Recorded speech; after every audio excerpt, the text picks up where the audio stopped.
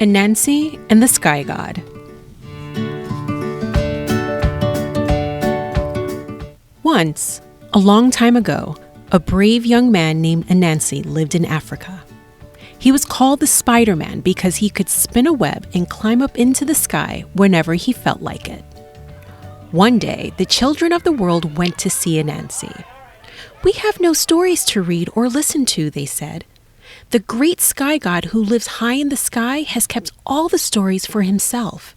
Will you climb up into the sky and ask the sky god to give you some stories for us?" Ananse knew how happy the children would be if they had stories to read and listen to. "I will do this for you, little ones," he said. But he was not sure that he could. He knew that the sky god had dozens of stories in his palace in the sky. Some were short and some were long. Some were sad and some were glad. Some were about people and some were about all the other creatures that lived on earth and in the sky. The sky god liked to read these stories himself. "Maybe he will not want to give me any," Ananse thought. The children left and Ananse spun a web that stretched high up into the sky, above the fields and trees, above the mountains and the clouds, higher even than the sun. It stretched right up into the palace of the sky god. Then Ananse began to climb the web. Up, up, up he climbed, so high that another man would have become frightened and dizzy. But Ananse was very brave. Finally, he reached the palace of the sky god. "Hello, little Spider-Man," the giant sky god said. "Why have you come to visit me?" "Oh, mighty sky god," Ananse replied, "the children have no stories to read or listen to. You will make them very happy if you give them some of yours." The sky god thought for a moment, and then he said, "This is possible. But for my stories, I want 3 things in return. First, I want a sibo, the leopard with sharp teeth. Second, I want mbaro, the hornets that sting like fire. And third, I want motia, the tiny fairy that few men have seen. Can you get them for me?"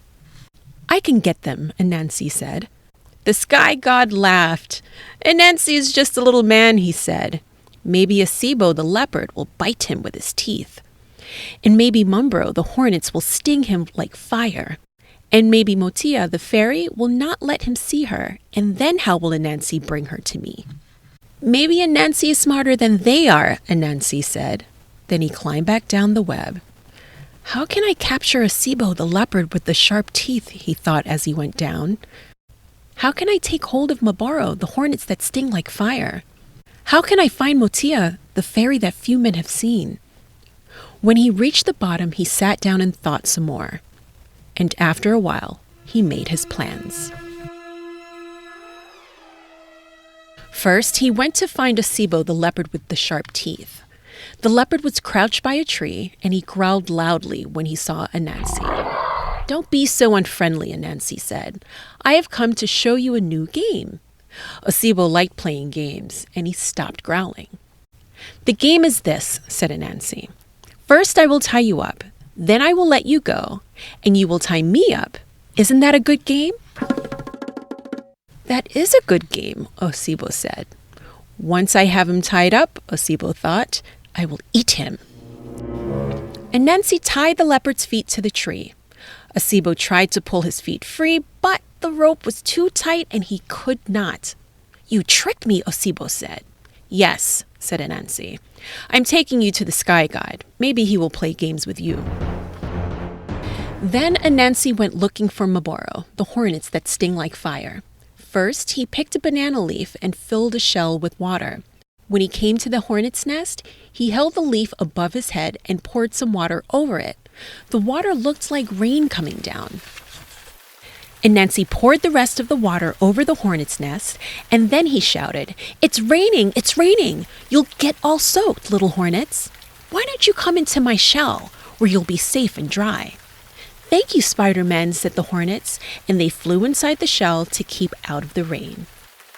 Ananse covered the hole in the shell so the hornets couldn't get out. He took the shell full of hornets back to the tree where he had tied up a sibo. "Soon we will all go visit the sky god," he told the leopard and the hornets. But first, I must find Motia, the fairy that few men have seen. Ananse had heard that Motia sometimes played near a tree in the meadow with beautiful red flowers around its trunk. He made a little doll and covered it with glue. Then he cooked some yams and put it into a bowl. He put the doll against the tree in the meadow. He put the bowl of yams in one of the doll's hands, and then he stuck a long vine to the back of the doll's head. Holding the other end of the vine, he hid in some bushes behind the tree. In a little while, Motia, the fairy that few men had seen, suddenly appeared. She saw the doll holding the bowl. "Yams," she said, breathing in the sweet smell. "My favorite food."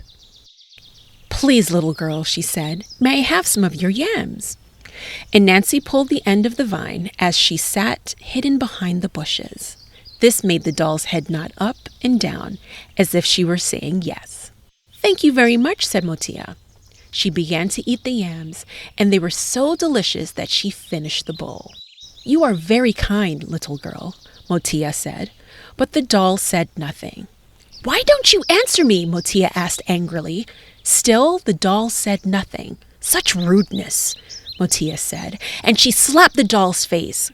Caught by the glue, her hand stuck tight. "Let go of my hand at once, little girl," Motia shouted. She was becoming angrier by the minute. "Let go or I will slap you again." Still, her hand stuck tight. Motia slapped the doll with her other hand, and it too stuck tight. "Why are you being so nasty?" Motia screamed. She jumped up in rage and kicked out at the doll with both feet. Now, her feet were glued to the doll, and she was helpless. Ananse laughed as he looked out from his hiding place. "I have caught Motia, the fairy few men have seen," he said. "I'm sorry to cause you all this trouble," he told Motia, "but you must come with me to the sky god." Then he carried her back to the tree where he had left Osibo the leopard and the Mumbro the hornets. Once again, Ananse spun a web that stretched high up into the sky, above the fields and trees, above the clouds, higher even than the sun. Ananse carried Osibo, Mumbro, and Motia with him as he climbed up the web. When he reached the sky god's palace, he put them down at the sky god's feet. "Here are the things you asked for, which you thought I could not bring to you," said Ananse. "Here is Osibo, the leopard with sharp teeth. Here is Mumbro, the hornets that sting like fire. And here is Motia, the fairy that few men have seen. Now will you give me some stories for the children?" The sky god was surprised. "I did not think you could do it, little Spider-Man," he said. "You are brave and clever, and I will give you stories for the children." So Ananse brought the stories down from the sky. Some were short and some were long. Some were sad and some were glad. Some were about people and some were all about the creatures that lived in the earth and in the sky. Ananse gave them to the children to read and listen to, and the children were very happy to have them.